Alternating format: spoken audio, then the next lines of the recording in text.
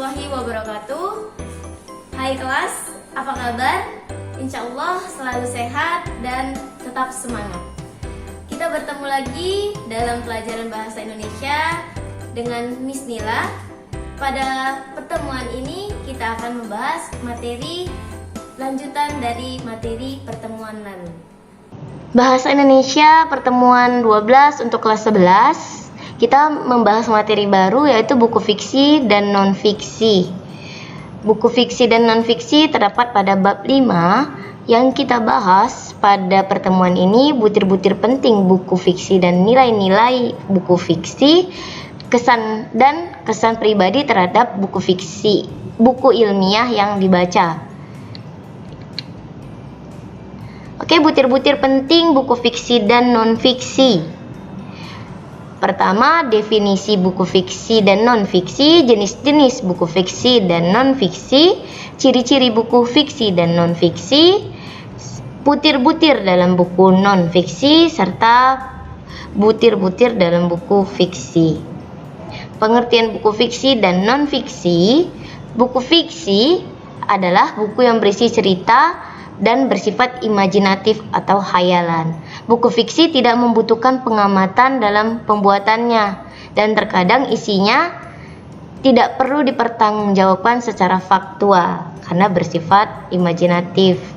Buku non-fiksi adalah buku yang berisi kejadian sebenarnya yang benar-benar terjadi. Buku non-fiksi berisi informasi yang bermanfaat bagi pembaca. Ciri-ciri buku fiksi dan non-fiksi. Ciri-ciri buku fiksi: pertama, menggunakan gaya bahasa. Kedua, menggunakan kata-kata bersifat konotatif atau makna yang tidak sebenarnya. Ketiga, berdasarkan imajinasi atau khayalan. Ciri-ciri buku non-fiksi: pertama, menggunakan gaya bahasa formal atau bahasa baku. Dua, menggunakan kata-kata bersifat denotatif, yaitu menggunakan kata yang bermakna sebenarnya. Ketiga, berdasarkan fakta. Keempat, berbentuk tulisan ilmiah populer. Kelima, berupa ide baru atau menyempurnakan ide yang pernah ditulis sebelumnya. Jenis-jenis buku fiksi dan non-fiksi itu: buku fiksi ada novel, ada cerpen, ada roman, ada hikayat, ada puisi, ada drama. Non-fiksi apa aja? Ada buku non-fiksi pengetahuan, ada buku pengayaan keterampilan, ada buku pengayaan kepribadian. Ini nanti ada tentang buku biografi, ada buku tentang buku pelajaran dan sebagainya. Itu buku-buku non-fiksi ya. Selanjutnya, butir-butir penting dalam buku non-fiksi. Pertama, cover buku atau sampul. Kedua, kata pengantar. Ketiga, daftar isi. Keempat, isi buku. Kelima, daftar pustaka yang berisi referensi dari mana hal-hal materi kita itu yang kita dapat. Jadi kalau dalam buku non fiksi harus jelas dari mana sih kita dapat kata definisi ini. Dibuatlah di dalam daftar pustaka. Selanjutnya, glosarium serta indeks. Butir-butir penting dalam buku fiksi itu ada unsur intrinsik, seperti biasa ada unsur ekstrinsik.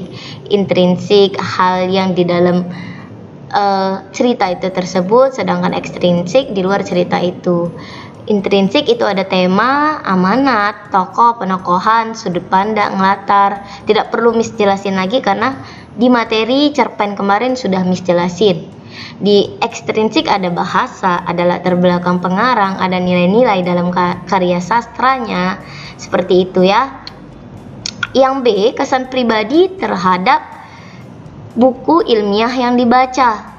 Itu menunjukkan kesan pribadi terhadap buku ilmiah serta menyusun kesan pribadi buku dalam bentuk eksplanasi.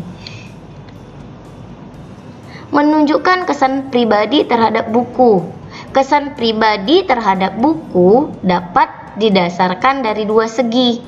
Yang pertama, kesan pribadi dapat ditunjukkan berdasarkan bentuk atau tampilan fisik buku. Kedua, kesan pribadi dapat ditunjukkan berdasarkan isi atau informasi penting dalam buku. Selanjutnya, langkah menyusun kesan pribadi dalam bentuk eksplanasi. Udah kita bahas juga di materi sebelumnya apa itu eksplanasi. Kalian buka video sebelumnya ya. Yang pertama, menentukan informasi menarik dalam buku pengayaan yang dibaca.